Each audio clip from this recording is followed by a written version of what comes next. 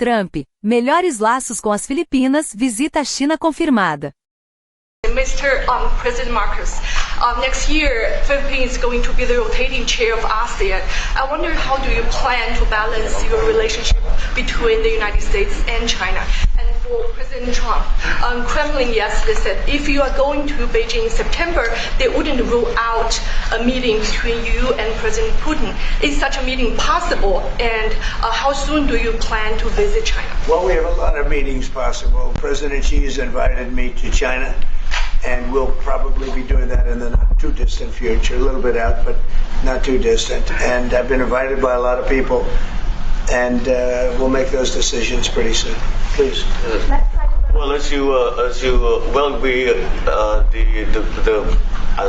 say, we are chairing ASEAN for 2026.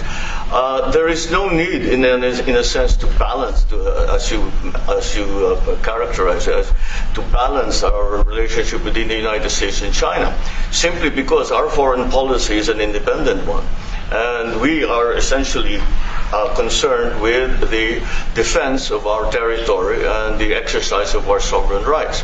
Now, whether we do this not alone, we need to do this with our partners. And again, our strongest partner has always been the United States.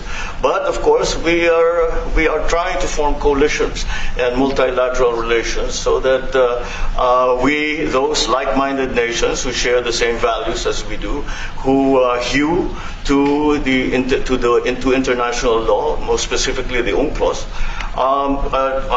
present that position very clearly to anyone who has intentions of unilaterally changing the world order, and that is how we are guided in that. And I don't mind if he gets along with China, because we're getting along with China very well. We have a very good relationship. In fact, the magnets, which is a little complex piece of material, but the magnets are coming out, very well. They're sending them in record numbers. We're getting along with China very well, and I don't mind if the president dealt with China. If that's meant, because I think he has to do what's right for his country. I've always said, make the Philippines great again. Do whatever you need to do, but you're dealing with China wouldn't bother me at all. For President Trump, Kremlin yesterday said if you are going to Beijing in September, they wouldn't rule out a meeting between you and President Putin. Is such a meeting possible? And how soon do you plan to visit China? Well, we have a lot of meetings possible. President Xi has invited me to China, and we'll probably be doing that in the not too distant future, a little bit out, but not too distant. And I've been invited by a lot of people, and we'll make those decisions pretty soon.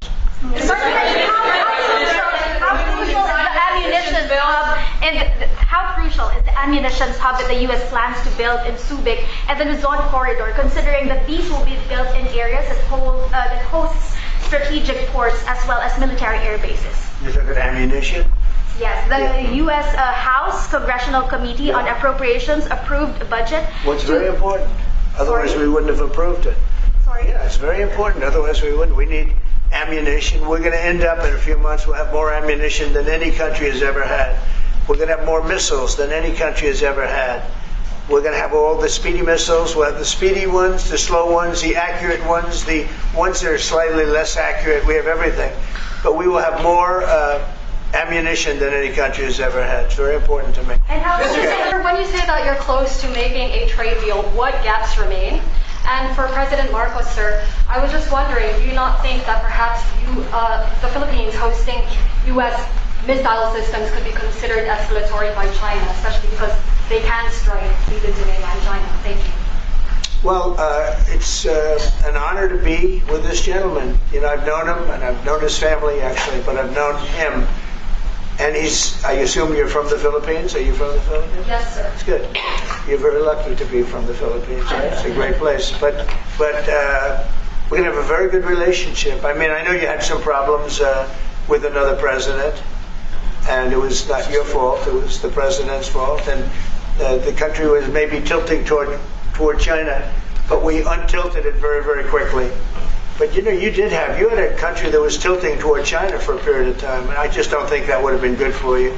You can deal with China, you should deal with China, but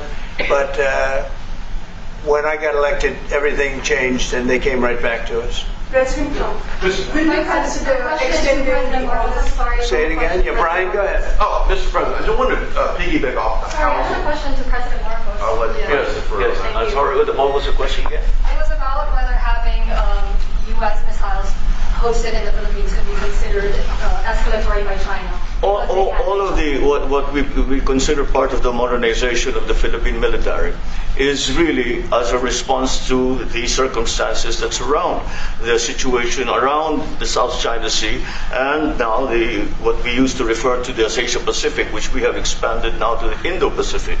And if we would certainly, like in any kind of military spending, we would wish that it wasn't necessary, but it is. And so that is what we are doing. And as an adjunct to the question about the ammunition production, this is actually the United States is assisting the Philippines in what we call our self-reliance defense program, which is to allow us to be self-reliant and to be able to stand our own 2 feet, whatever the circumstances that occur in the future. And that the reason that we have encouraged more interaction with the United States is because it is necessary, and it is not just with the United States. It is with all our neighboring countries and even countries as far afield as the Scandinavian countries, the EU. And so this is an ongoing process. And again, I will stress the point that we do this because we feel it is necessary.